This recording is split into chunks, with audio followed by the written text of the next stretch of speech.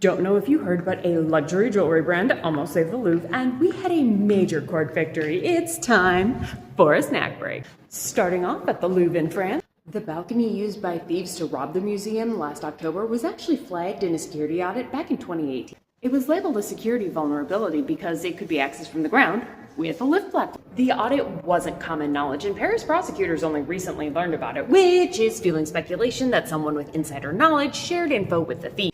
Called it! Told you it was an inside. No, bad internet. Because we don't have all the facts. We aren't going to jump to conclusions that cause a witch hunt, no? And we don't want employees of Louvre to stop trusting their coworkers, get anxiety, or become anxious over being falsely accused.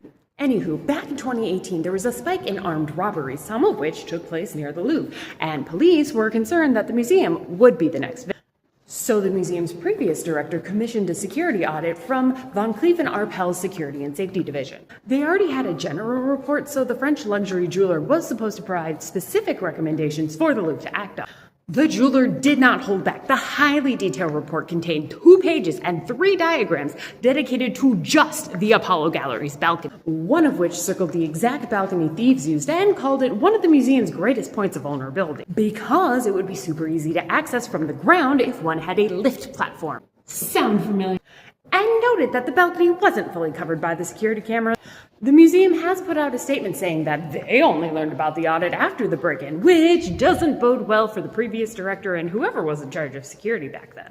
The current director, Laurence Descartes, has stated that it wasn't in the material she was given when she took the top job back in 2020. That tracks. After the break-in, Descartes ordered that all documents related to the Apollo Gallery be reviewed, which is how the audit was found. This is going to make a great case study, and in the meantime, we should be studying this and applying what we learned to our own institution. Last up is the Institute of Museum and Library Services, or IMLS. A federal court has ruled that the termination of grants issued by IMLS was unlawful, and all of the terminated grants have officially been reinstated. This is great news, but doesn't solve GLAM's federal funding shortage. On a related note, the org responsible for the cuts to IMLS, the Department of Government Efficiency Service, or DOGE service, was disbanded last, which was 8 months ahead of schedule. For more stories like these, check out the Weekly Tea with the Museum Lady and save yourself the FOMO. Subscribe today.